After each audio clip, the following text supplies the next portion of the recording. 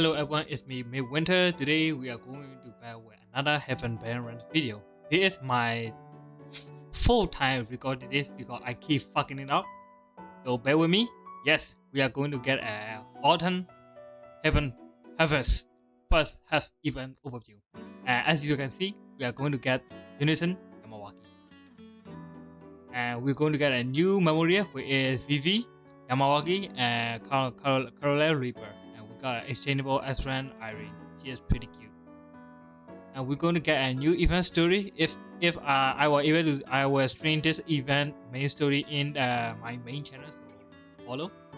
And we're going to get an all-time heaven login bonus where we got 1,500 cost, which is fine. I think we're going to get another guaranteed access unit, which is fine. We're going to get another Garden of Thunder release, which is basically a limited time event where you get a Thunder Ring with buff you with a random scale attack or something like that. We have to see that in the game to ourselves. And we got a collaboration teaser, limited time mission phase 2. We are going to get up to 20 free pool, which is better than nothing. And we all know that the collaboration is going to be Persona 5 Royal. So it might be a little bit smooth here. We got 2 new score challenge back to back after 1 week. It's pretty insane actually. The moment we got another one, we're going to get 2 score challenge back to back. It's fucking crazy. And we got to get a limited time Unison banner Redux. Redux banner will featured. I did this a fucking mistake. I did a fucking mistake because like limited time Unison Memoria Redux as a resonant Memoria Yurina Sayagi. They say that we are going to get a Unison Yurina, but the fucking picture is Vivi and Caroline River. I did this a fucking mistake. This is a mistake. I did this should be our new Memoria of Vivi and Caroline. This is a mistake. And we're going to get again limited Unison Waki and the return of our Unison Yuki. So you might want to consider which unit you're going to pull. And so 2 Unison unit coming back. And we got a Autumn Harvest 5 step selection recruitment. We have to wait and see what kind of recruitment this is because it doesn't say that it was pay cost. Right? I think they is going to use a free to play gem. The thing about is that we have to see is this banner it actually pay to win or free to play gem that we are going to use. If they have a really good unit where you have to pull with your own free to play gem, I think that will be pretty good. Again, we have to see what kind of unit they are having in this gem. I think we have to see that as well. And we're going to get a wishlist pay cost. This is for whale, and we got an autumn harvest login bonus. Where I think we're going to login recruitment, which is 1 daily Singapore every single day. You might get, I got lucky sometime, so you might get lucky if you are lucky enough to hit that 3%. So again, now let's talk about our new unit, and which is Unison Yamawaki. So what is she do?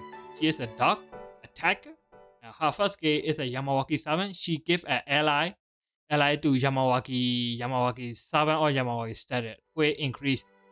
If you use Bungo, you already know what is Yamawaki 7 means. She gives you 1 ally and she recover her ally skill point, 4 skill point.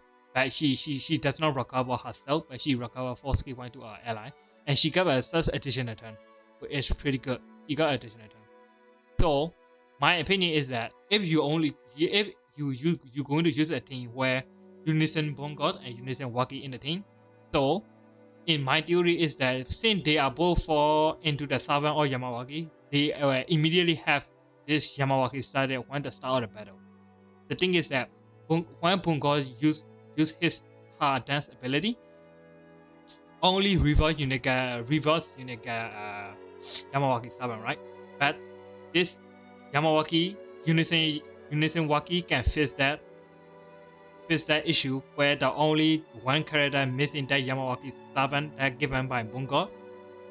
She will immediately fix that, and she will immediately in the turn 2 most of the time in turn 2, all your ally going to have a Yamawaki 7 status, which is probably good quality or light changing in the team. Since if you don't use Bungo, if you only think you're only going to use Bungo and other not non Yamawaki unit, then you're going to have to use like you have to waste like 1 or 2 turns to get a Yamawaki 7, which is kind of annoying.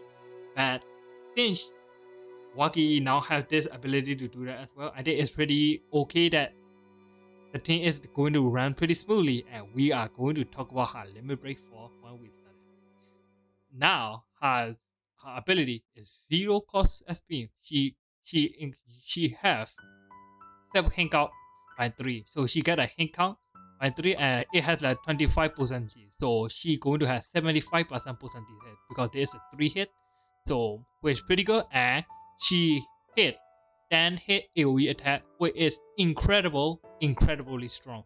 Even though it's an AoE, she has one of the higher potency, which is like 23,000, which is pretty good for an AoE attack. I mean, she is a unison unit after all, so I would say she has to be pretty good. Like 27,000 as max level, like she is pretty good. She did pretty good. Let's talk about her limit break. Limit break 0, she get a 7 or Yamawaki when enter the battle. 1 credit sum, but best native Yamawaki baseline is okay. So this is the shit. Again, I do not know how that works yet. Based on my understanding, at the start of the battle, trigger this skill where without increasing turn count and reduce elemental shield regardless of element energy. So it's ignore elemental shield. Fuck elemental shield. And it's ignore buff applied by ally. So this does not apply.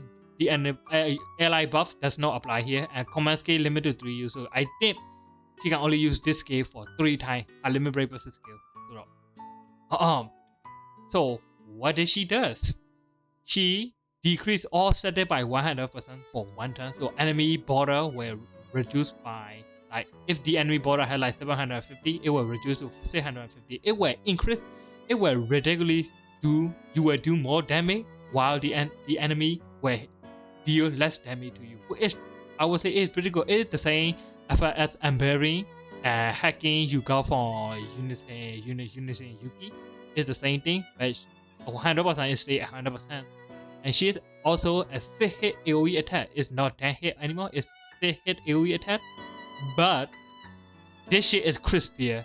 It will deal regardless of enemy weaknesses. I think, based on my understanding, the first time she used at the start of division, the first time she only ignored elemental shield. After the next time she used it, I don't think she doesn't ignore elemental shield anymore. I might be wrong though. We have to see that in game how it actually works, because like I didn't play a Japanese server, but I kind of have a little bit understanding how she works. So again, she is a crispier 400% and she'll deal 40k potency. She does ridiculous amount of damage with her versus skill, which is, I would say, it's pretty one of the highest number I ever seen in a single skill. So there is basically limit break 0. Like when you get this unit, you are able to use this. So it actually pretty fucking good.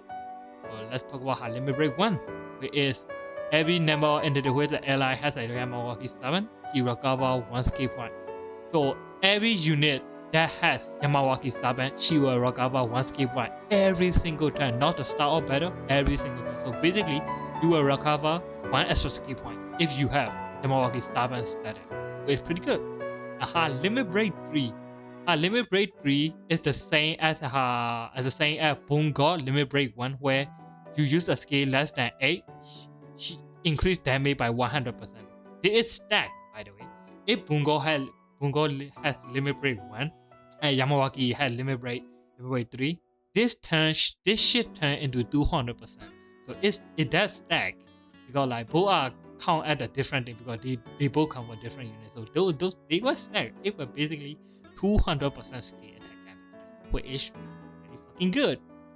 And lo and behold, a limit break 4 if number or entity which ally has Yamauchi 7 better than 6, greater than 6, fail overdrive gate by 100.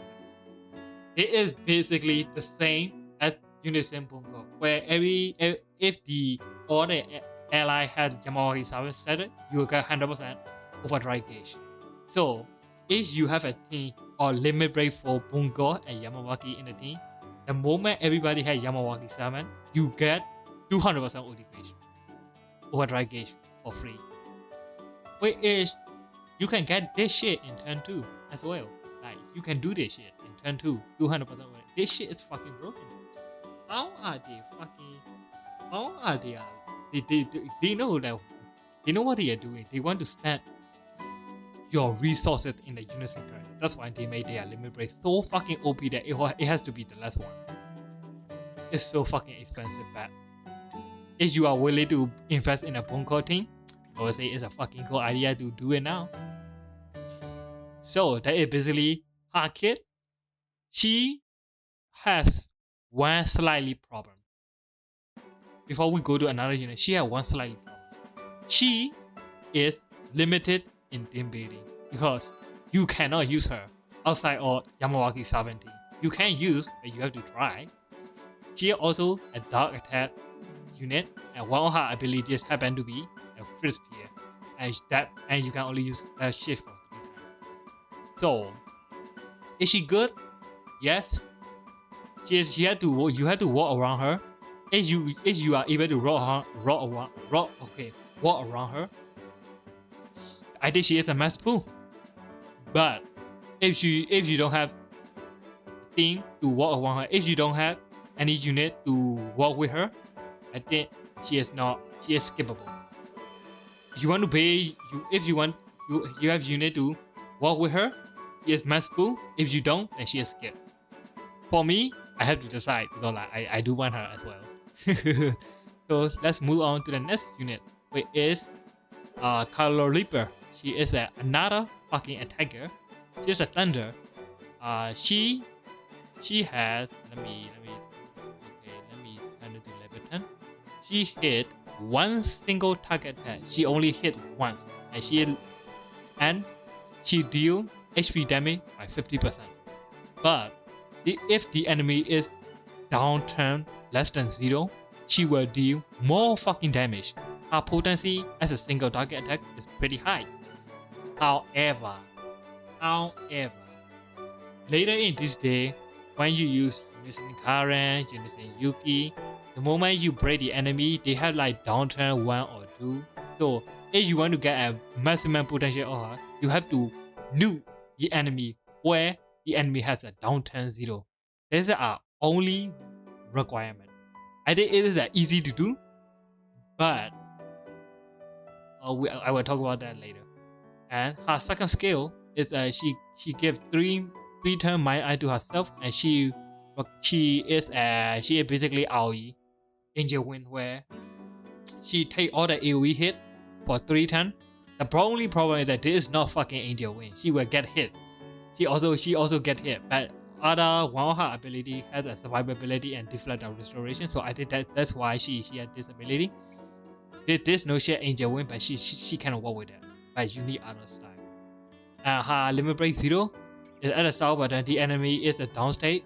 If the enemy is on down state, she can extra crit damage. Her limit break 1 is recover 1 escape point every turn in front of the battle. And if the enemy is in down state, and she increases her skill damage by 100%. So, what is our problem? There are a lot other units that is basically better than her. If you had Christmas Fubuki, she is not needed. Even though you don't have a lightning DPS, you don't need it. You can just use Mei Aori and fucking work with it. Like, Mei Aori is even better option because like every time Mei Aori get hit, she got 1 totem, right? But she has an ability called Angel Wind, and Angel Wind will always immediately get hit, and she got totem as well. So her as a DPS is actually fucking good, but we have a better option, so we do not need her. That is my basic criteria. This character. So she is a skip. And next we have Phoebe. I'm not gonna say her entire name, but I'm gonna call her Vivi.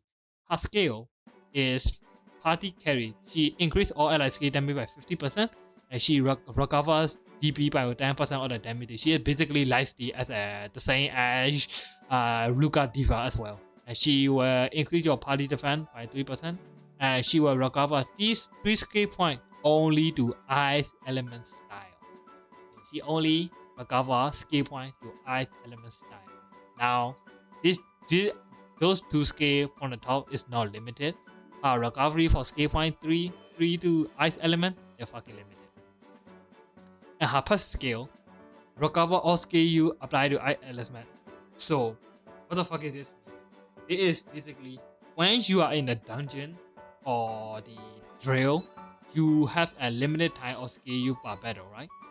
The thing is that when you win a battle, she will recover all skill use for for example, if you don't have any more ability to use the next battle, you can use all the skill you as well. Which I would say is pretty fucking ability, especially on Dre, with a fucking broken ability. However, she only applies to Ice Element, which fucking slap in the face. If this shit was general, which applied to every element style, this shit would be broken. Vivi might be one of the best healer or dealer in a dungeon or drill game mode where you have to go on cycle each time. So she might be the best unit in those game mode. However, they just vicious slap in the face and put Ice Element restriction to it. I was just like, damn, that's fucking crazy. And also, her resonance scale, it doesn't even fucking change as well. So I do not know why her resonance scale fucking exists, but her resonance scale, what it does is that she will, when winning a battle, restore 5 skill you for ally with an eye attribute, excluding skill use recovery skill. She recovers skill use for all ice elements. Ice element, by the way. Ice element. So she is literally limited to ice. And where fuck the only bit is that this resonance scale is whatever. Nobody cares. Her passive skill has a lot of potential where it resisted to fucking ice.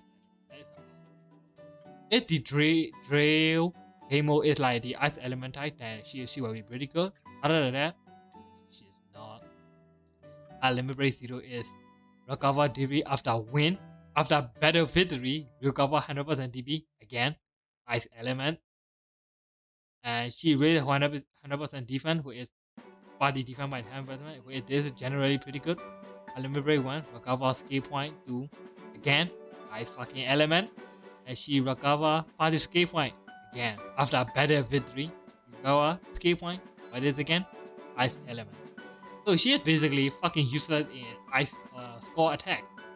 This shit she is basically useless aside from drill, I suppose, in the ice element team. Other than that, I don't find another reason to use this character. So that will be all the unit. So let me recover everything. If you have unit to walk around with Waki, you should pull her. If you don't have ability to walk around with her, don't pull her. She is skippable, and she is skippable. It is basically this touch is pretty much skippable, but if you want Waki, then you should have pull Waki. And you have to notice that another unison unit is also rerunning as well. Yeah. So I'm gonna end my video here. So thank you for watching. I will see you all the next time. Take care everyone. Done.